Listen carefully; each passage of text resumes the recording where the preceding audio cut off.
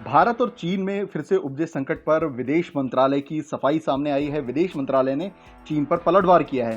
विदेश मंत्रालय ने कहा है कि दोनों देश आपसी बातचीत के माध्यम से इस संकट को सुलझा लेंगे। विदेश मंत्रालय ने यह भी कहा कि पिछले 3 महीने से भारत और चीन के बॉर्डर पर जो भी तनाव है उस पर बातचीत चल रही है। वहीं विदेश मंत्रालय ने कहा कि वर्तमान में दोनों देश के बीच में जो परिस्थिति है उसको चीन ने बदलने की कोशिश की।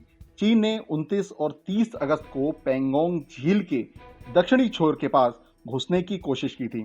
विदेश मंत्रालय ने चीन को जवाब देते हुए कहा है कि इस बारे में भारतीय सेना भी पहले से स्पष्ट कर चुकी है कि इंडियन आर्मी ने एलएसी पर अपनी सीमा की सुरक्षा के लिए ऐसा कदम उठाया।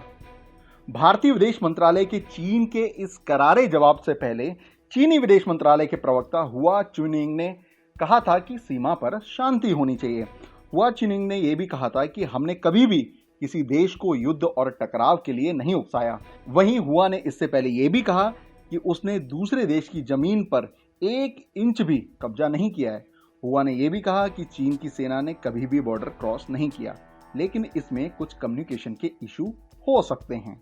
इससे पहले चीनी दूतावास के प्रवक्ता जी रोंग ने भी एक ट्वीट किया था जिसमें उन्होंने कहा था कि भारतीय सेना ने चीन की सीमा का उल्लंघन किया, जिससे दोनों देशों में जो आपसी समझौता है उसका उल्लंघन हुआ। जी ने आगे ये भी कहा कि हम चाहते हैं कि भारत की ओर से अब कोई एक्शन नहीं होना चाहिए, इससे तनाव और पैदा होगा। दरअसल भारत और चीन में हाल में जो विवाद सामने आया है उसके पीछे की कहानी 29 और 30 अगस्त से जुड़ी है। तब चीन की पीपल लिबरेशन आर्मी ने पैंगोंग शे के दक्षिणी छोर में घुसपैठ की कोशिश की थी, जिसे भारत ने नाकाम कर दिया था। वहीं चीन के साथ 15 और 16 जून को भी गलवान घाटी में आपस में भिड़ंत हुई थी, जिसमें भारतीय सेना के 20 जवान शहीद हो गए थे। वहीं चीन के 40 से ज्यादा सैनिक मारे गए थे।